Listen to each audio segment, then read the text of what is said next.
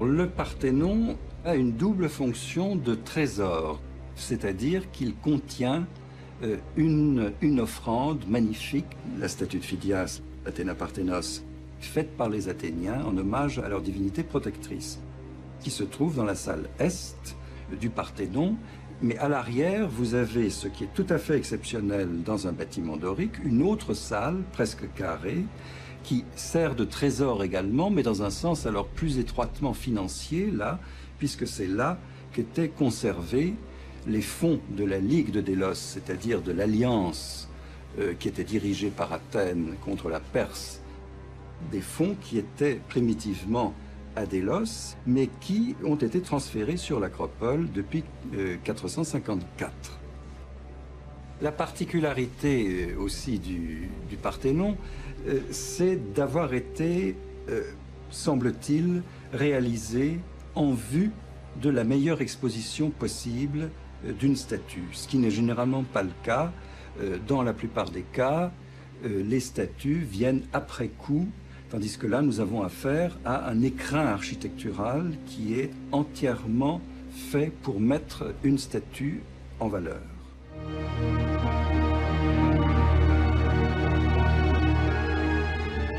Statue monumentale faite d'or et d'ivoire, de 12 mètres de hauteur, Athéna Parthénos était la sculpture la plus imposante du Parthénon.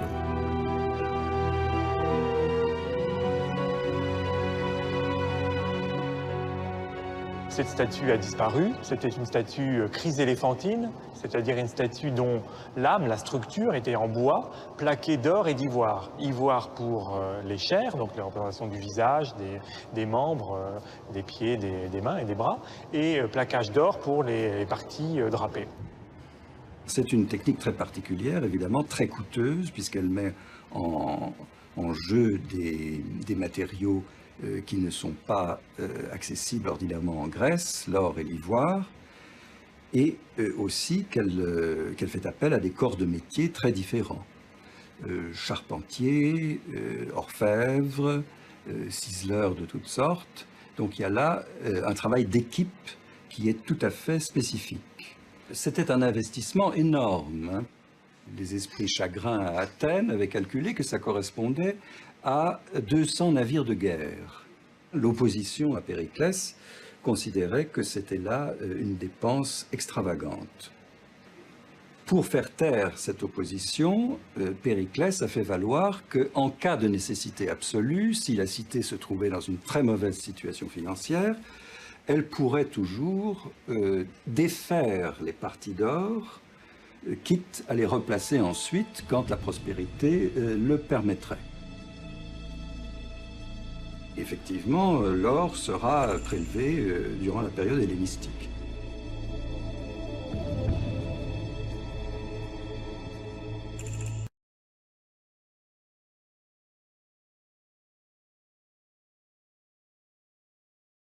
En regardant le Parthénon aujourd'hui, il est difficile d'imaginer une telle débauche de couleurs. Le XXe siècle avait oublié ce qui était une évidence au XIXe. Les monuments antiques, tout comme les cathédrales du Moyen-Âge, étaient peints. Si la polychromie ne fait plus de doute, sa représentation au XIXe siècle était probablement excessive. Faut-il donc rendre au Parthénon ces couleurs?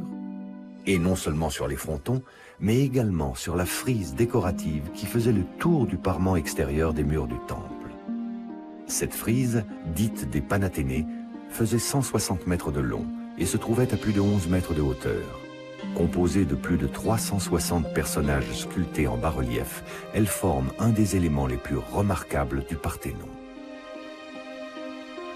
Les dieux ici occupent tous les frontons, ils occupent la partie la plus noble de l'édifice. Il n'empêche que tout autour de l'édifice, ceux qui défilent, ce sont les hommes. Et quand par hasard les dieux viennent s'en mêler, parce qu'ils arrivent tout de même de temps en temps, quand les dieux apparaissent, ils sont traités à la même échelle que les hommes. Du fronton au Panathénées, on voit le passage du moment, on voit le moment où les dieux s'éclipsent devant les hommes, où Athènes devient la patrie de la civilisation humaine. Le sujet apparent de la frise est une représentation des fêtes données par les Athéniens en hommage à leur déesse protectrice.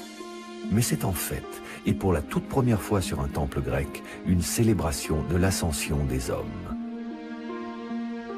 Ce chef-d'œuvre, magistral par son sujet et sa facture, est attribué à Phidias, sculpteur légendaire et grand ami de Périclès.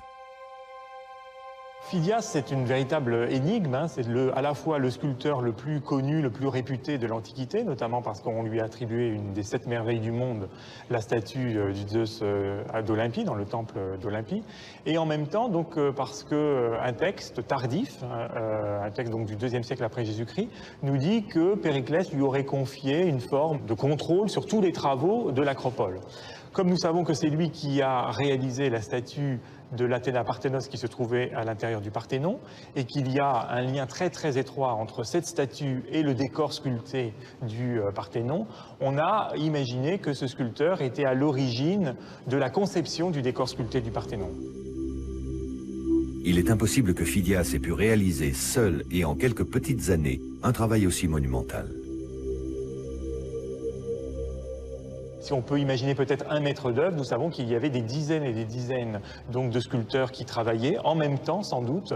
C'est le cas, par exemple, pour la Phrysionique, où on a décelé plus de 80 mains différentes. On s'est même demandé s'il n'y avait pas une spécialisation, certains faisant les têtes, d'autres les vêtements, d'autres les animaux, puisque cette frise a été réalisée en très très peu d'années.